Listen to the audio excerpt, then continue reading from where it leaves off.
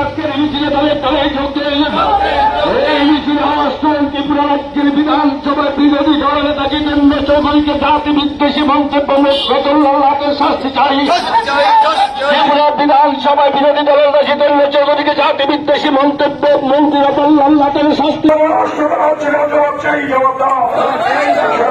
দুর্নীতির বিরুদ্ধে সিপিএম লড়ছে। বিধানসভার কোনো ব্যবস্থা করা হচ্ছে না, জবাব চাই,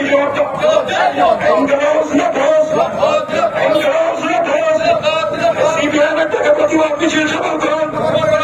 বিধানসভার কর্মী রক্ষায় সিপিএম লড়ছে, অসাংবিধানিক কথা প্রত্যাহার করতে হবে।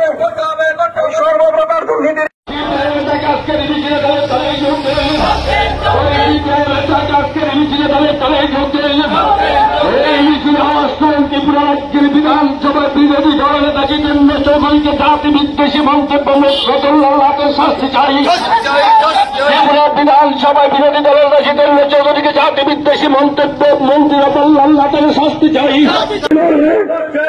বিধানসভার বিরোধী বিধায়কদের কথা বলতে দেওয়া হচ্ছে না, কেন জবাব চাই, বিধানসভার বিরোধী বিধায়কদের কথা বলতে দেওয়া হচ্ছে না, কেন জবাব চাই, সর্বপ্রকার দুর্নীতির বিরুদ্ধে